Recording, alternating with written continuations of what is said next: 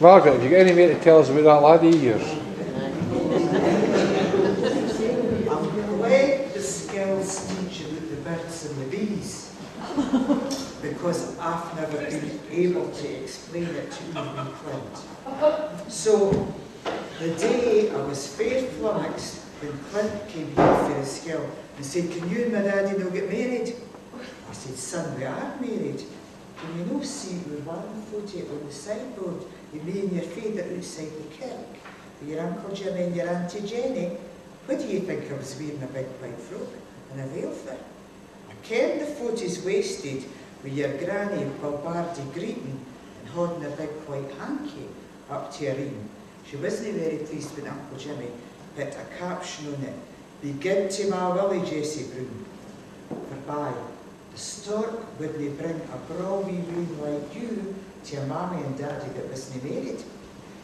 And Clint said, "Mammy, Pim Broom was telling us what a great time he had at his father's wedding. And he asked me if I had enjoyed myself at yours. I told him I couldn't mind being at your wedding, so I thought you might not be married. But wee Jimmy Smith's father has told him he can bring 12 pals to his wedding.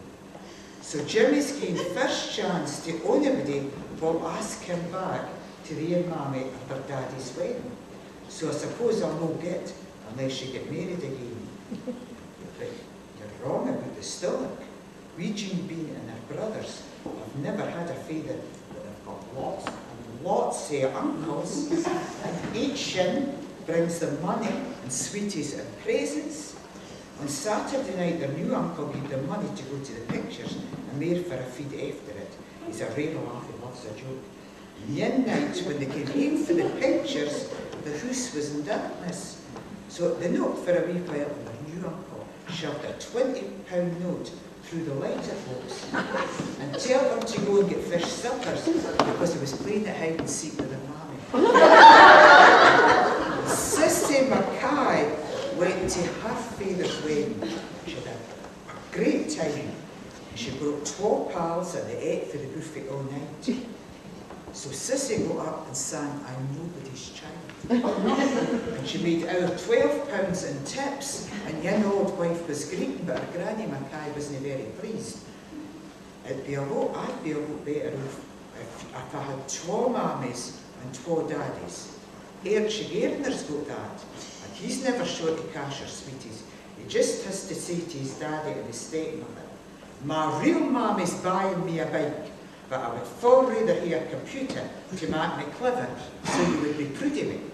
And then he goes home and he says to his mammy and his stepfather, "My real father's getting me a computer, but I would far rather have a bike to make me healthy with a fresh air, so you wouldn't need to nurse me if I got no wheel. We no haven't getting enough fresh air." Archie Keggy wouldn't be found out because his mammy and daddy didn't talk.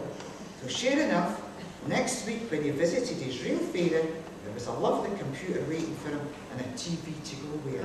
And at the end of the month he got a brown mouth and big face, his mammy was worried because I can't really wouldn't go through all the rigmarole of your wedding just to give Clint a cake take. So when Willie came in, he had a wee talk with Clint and says, "Seriously, son, you can't think that we're going to get married again. But I'll tell you, bring some of your pals here on Saturday night, I'll hire a DVD for them, and we'll make hamburgers and crisps and tatties. Will that do, son?" "Aye, the very dark," says Clint.